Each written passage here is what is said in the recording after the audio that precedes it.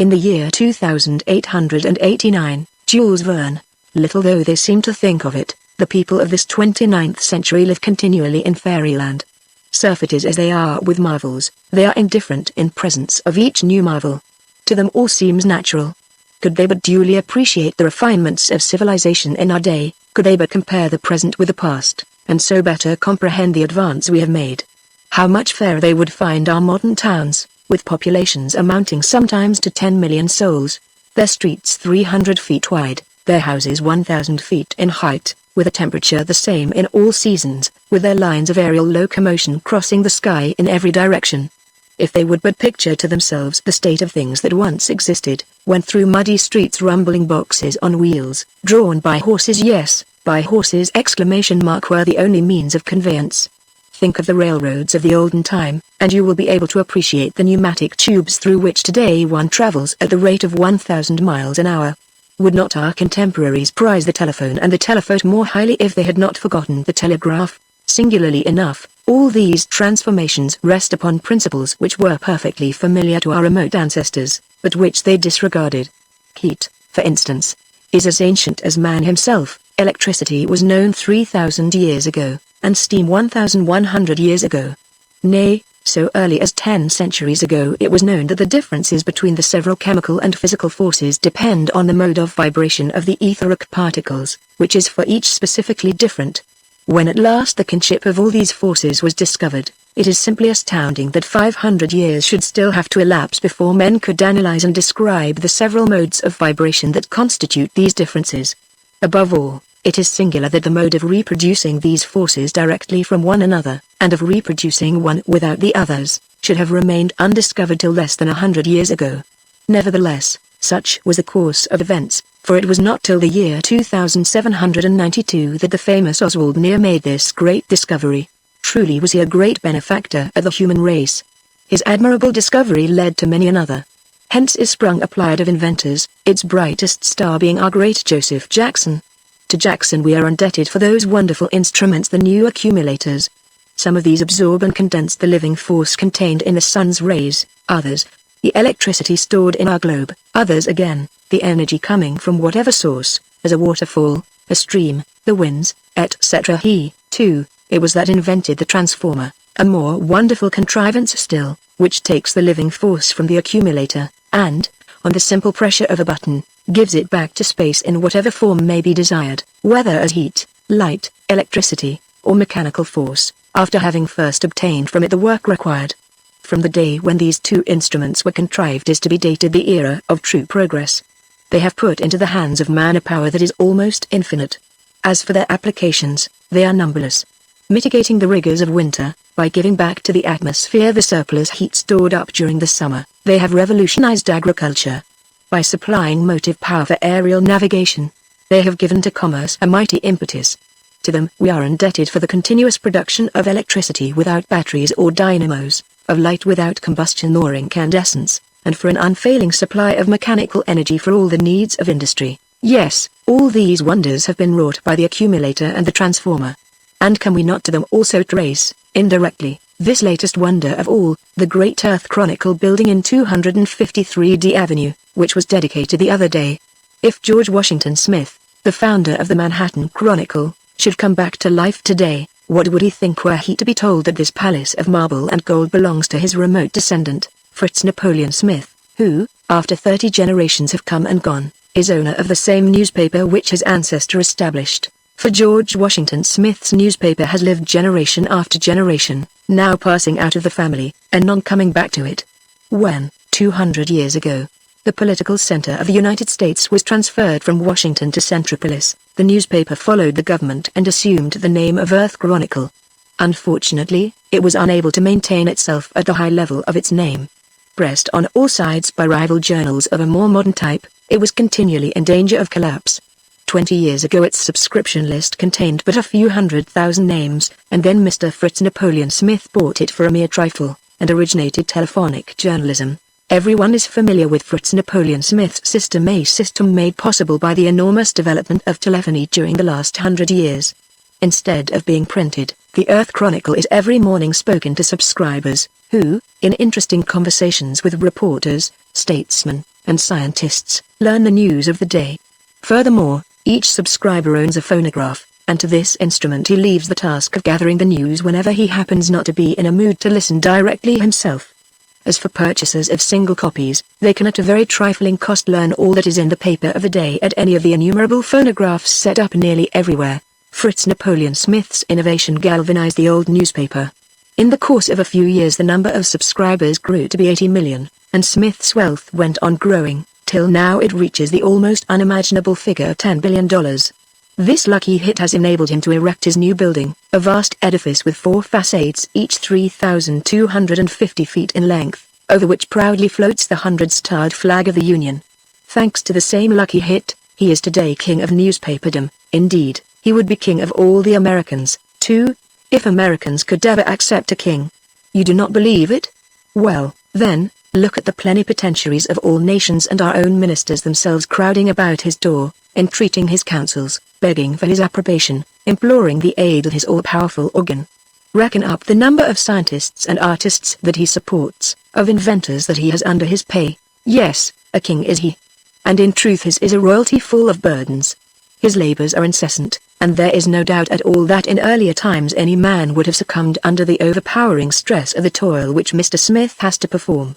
Very fortunately for him, thanks to the progress of hygiene, which, abating all the old sources of unhealthfulness, has lifted the mean of human life from 37 up to 52 years, men have stronger constitutions now than heretofore.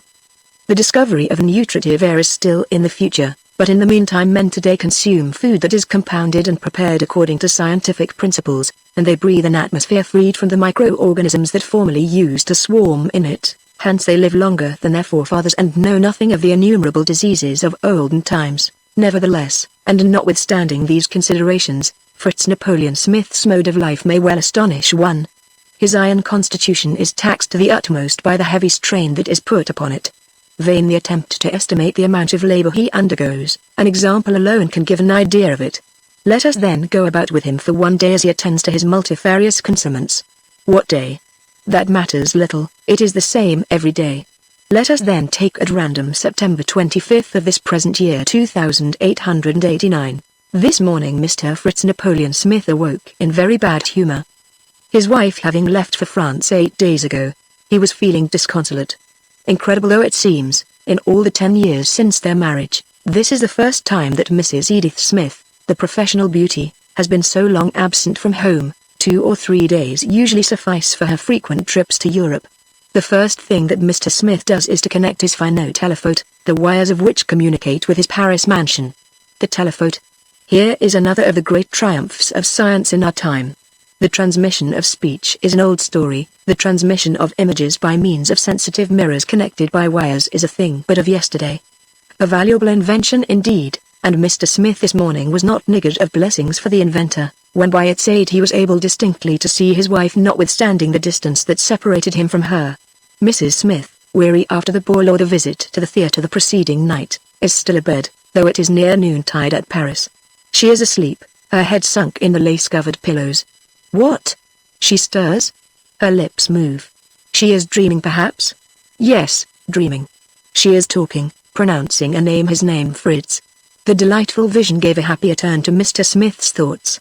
And now, at the call of imperative duty, light-hearted he springs from his bed and enters his mechanical dresser. 2 minutes later the machine deposited him all dressed at the threshold of his office. The round of journalistic work was now begun. First he enters the Hall of the Novel Writers, a vast apartment crowned with an enormous transparent cupola. In one corner is a telephone, through which 100 Earth Chronicle literators in turn recount to the public in daily installments 100 novels. Addressing one of these authors who was waiting his turn, Capital.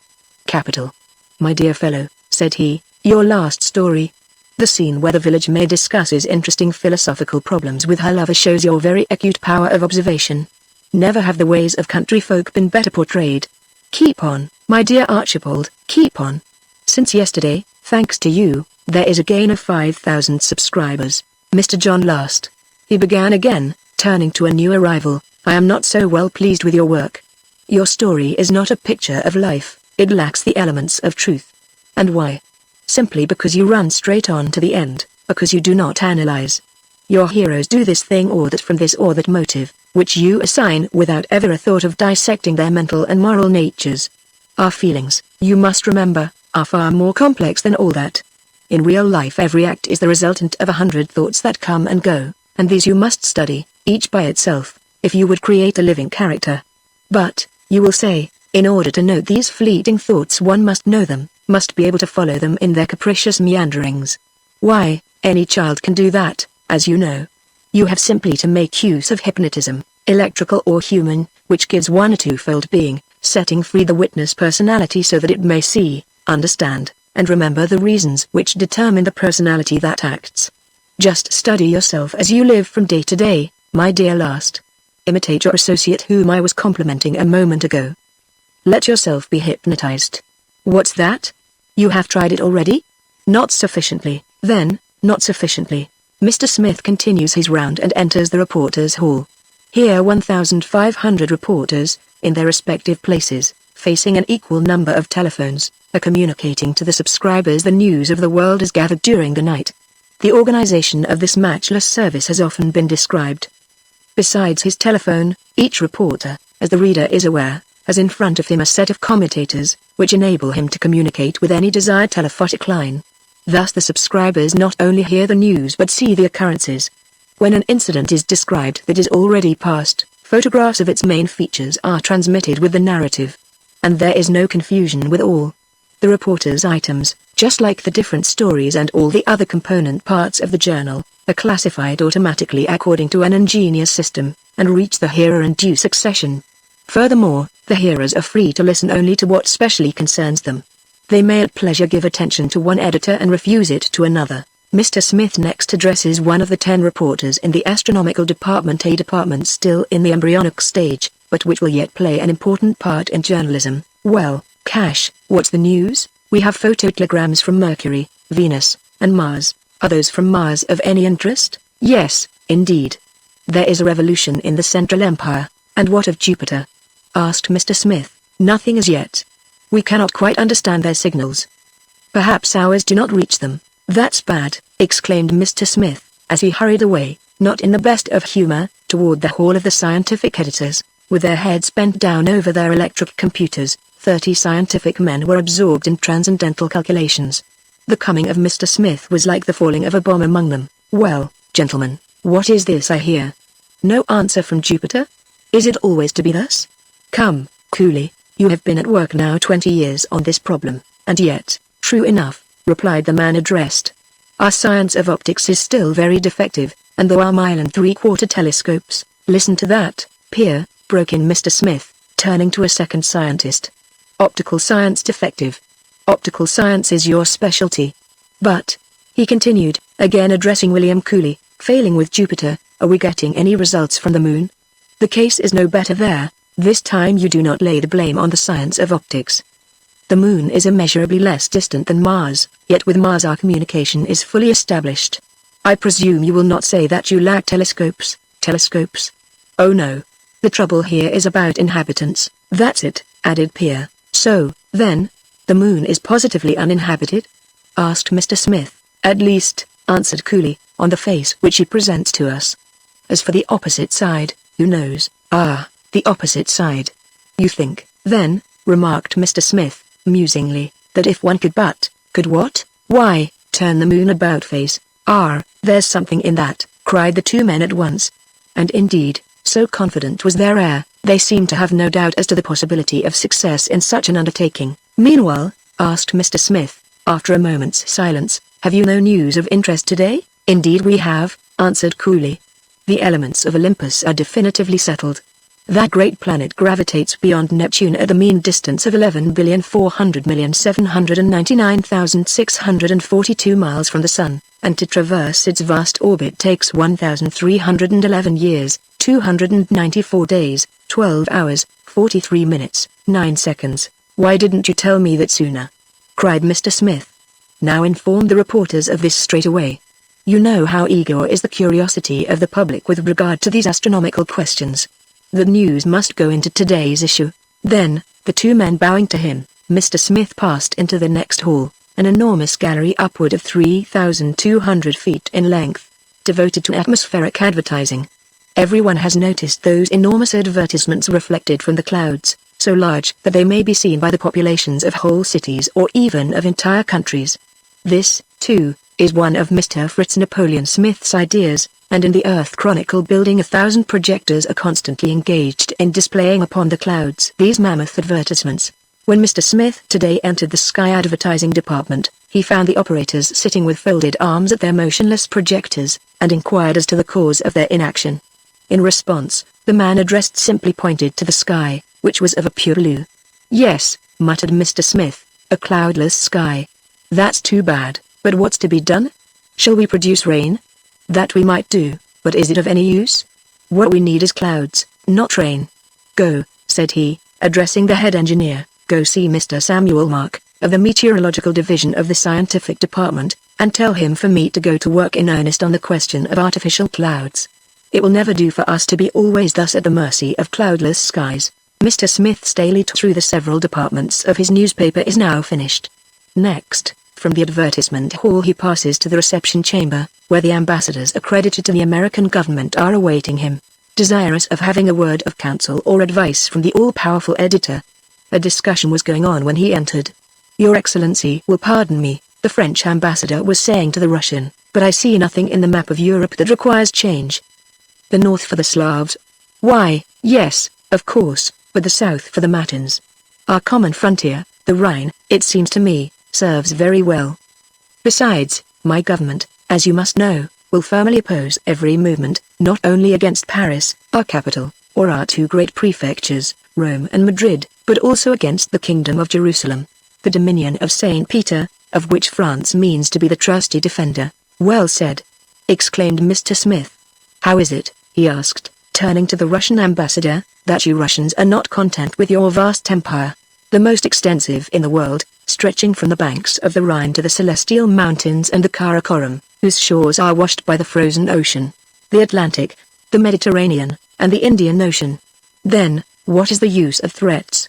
Is war possible in view of modern inventions asphyxiating shells capable of being projected a distance of 60 miles, an electric spark of 90 miles, that can at one stroke annihilate a battalion, to say nothing of the plague, the cholera, the yellow fever, that the belligerents might spread among their antagonists mutually, and which would in a few days destroy the greatest armies?" "True," answered the Russian, "but can we do all that we wish?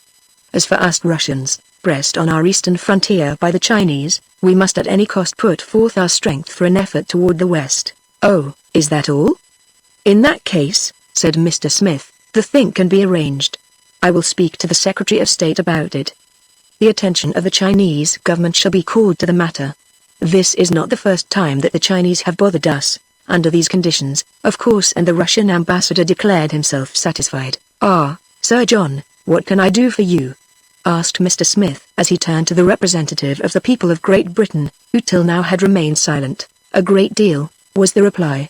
"If the Earth Chronicle would but open a campaign on our behalf, and for what object? Simply for the annulment of the Act of Congress annexing to the United States the British Islands, though, by a just turnabout of things here below, Great Britain has become a colony of the United States. The English are not yet reconciled to the situation.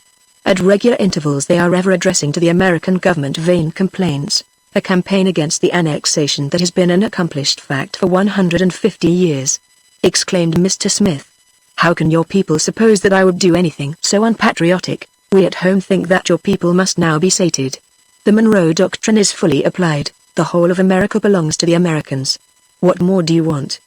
Besides, we will pay for what we ask, indeed," answered Mr. Smith, without manifesting the slightest irritation. "Well, you English will ever be the same. No, no, Sir John, do not count on me for help. Give up our fairest province, Britain.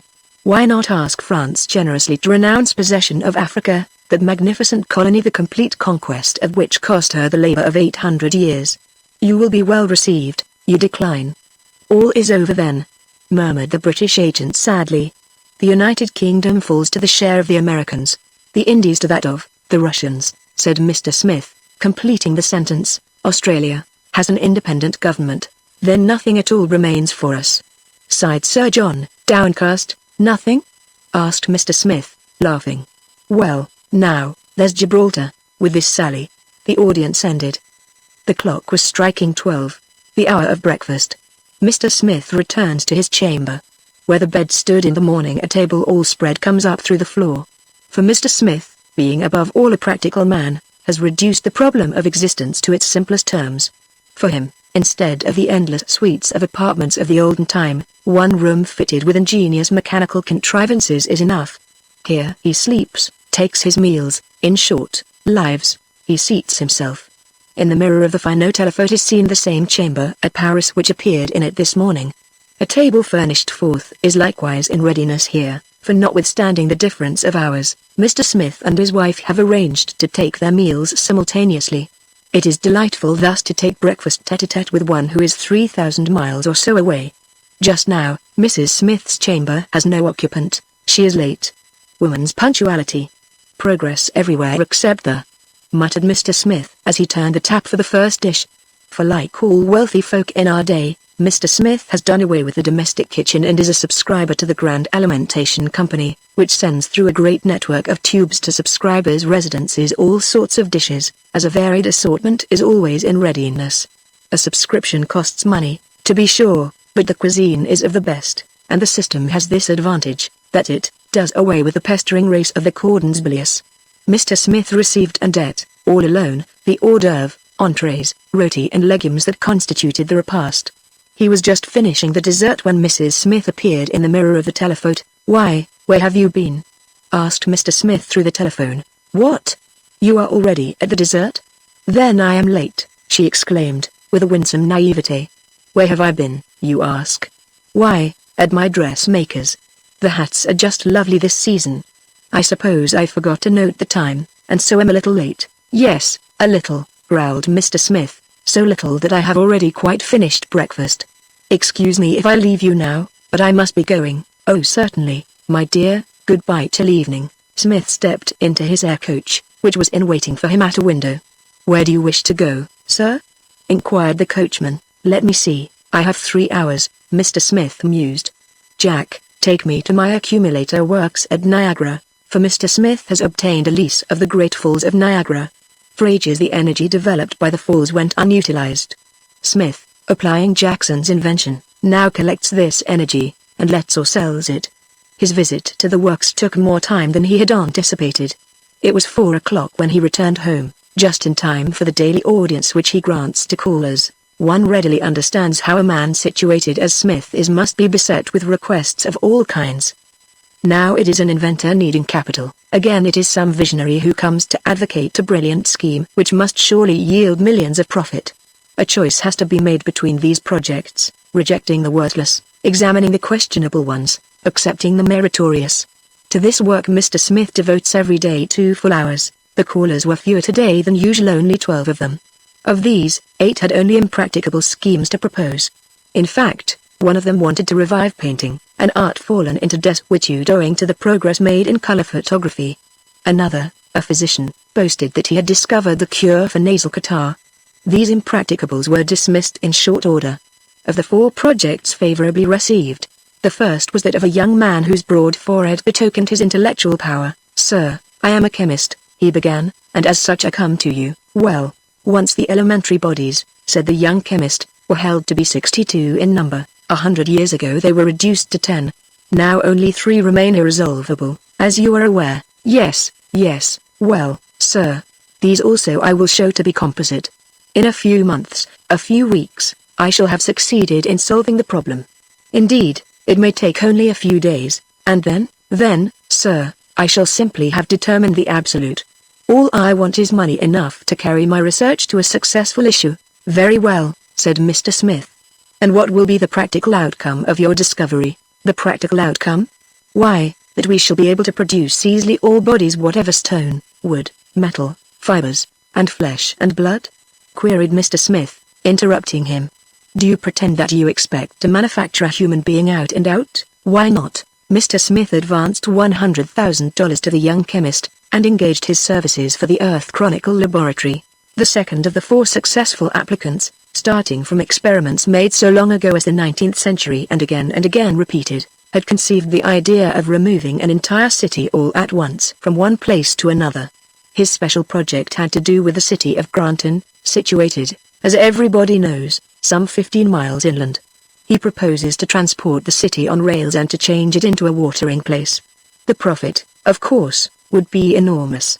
Mr. Smith, captivated by the scheme, bought a half interest in it. As you are aware, sir, began applicant number 3, by the aid of our solar and terrestrial accumulators and transformers, we are able to make all the seasons the same. I propose to do something better still. Transform into heat a portion of the surplus energy at our disposal, send this heat to the poles, then the polar regions, relieved of their snow cap, will become a vast territory available for man's use. What think you of the scheme? Leave your plans with me, and come back in a week. I will have them examined in the meantime. Finally, the fourth announced the early solution of a weighty scientific problem. Everyone will remember the bold experiment made 100 years ago by Dr. Nathaniel Faithburn. The doctor, being a firm believer in human hibernation, in other words, in the possibility of our suspending our vital functions and of calling them into action again after a time, resolved to subject the theory to a practical test. To this end, having first made his last will and pointed out the proper method of awakening him, having also directed that his sleep was to continue 100 years to a day from the date of his apparent death, he unhesitatingly put the theory to the proof in his own person. Reduced to the condition of a mummy, Dr. Faithburn was coffined and laid in a tomb. Time went on. September 25, 2889, being the day set for his resurrection, it was proposed to Mr. Smith that he should permit the second part of the experiment to be performed at his residence this evening. Agreed. Be here at 10 o'clock, answered Mr. Smith, and with that the day's audience was closed. Left to himself, feeling tired, he lay down on an extension chair. Then, touching a knob, he established communication with the central concert hall, whence our greatest maestros send out to subscribers their delightful successions of accords determined by recondite algebraic formulas. Night was approaching. Entranced by the harmony, forgetful of the hour, Smith did not notice that it was growing dark.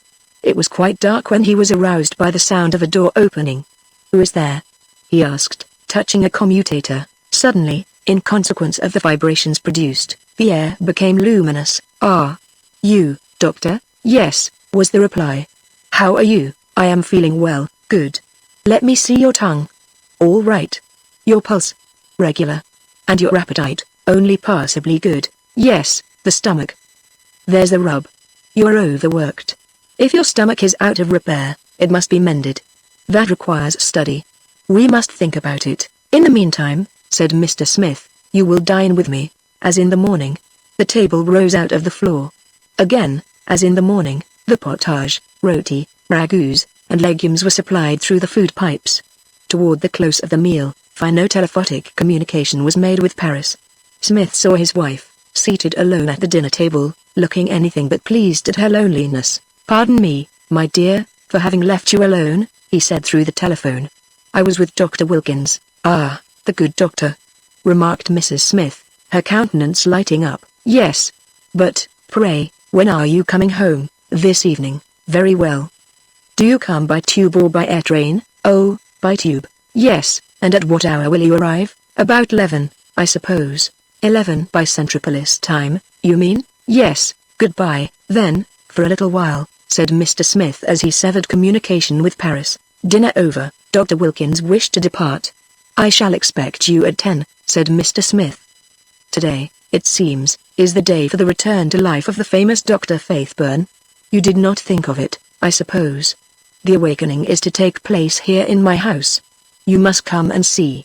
I shall depend on your being here." "I will come back," answered Dr. Wilkins.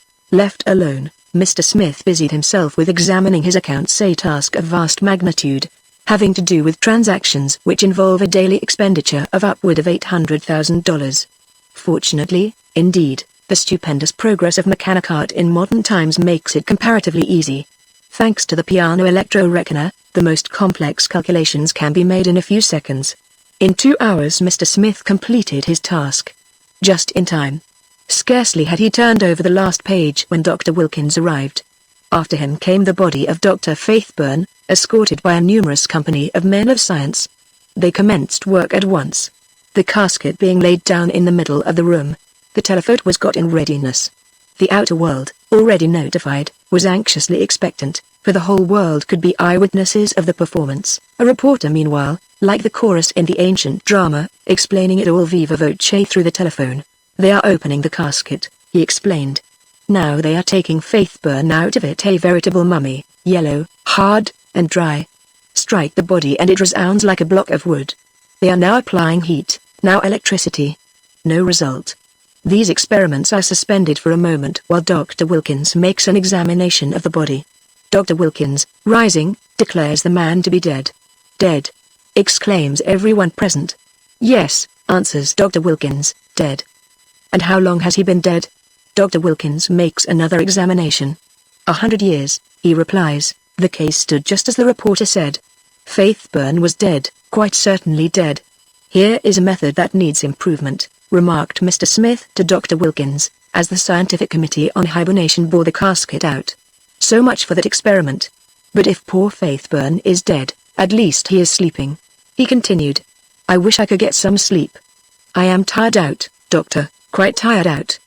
Do you not think that a bath would refresh me? Certainly. But you must trap yourself up well before you go out into the hallway. You must not expose yourself to cold. Hallway? Why, doctor, as you well know, everything is done by machinery here. It is not for me to go to the bath will come to me. Just look. And he pressed a button. After a few seconds a faint rumbling was heard, which grew louder and louder. Suddenly the door opened, and the tub appeared. Such, for this year of grace 2889, is the history of one day in the life of the editor of the Earth Chronicle. And the history of that one day is the history of 365 days every year, except leap years, and then of 366 days, for as yet no means has been found of increasing the length of the terrestrial year.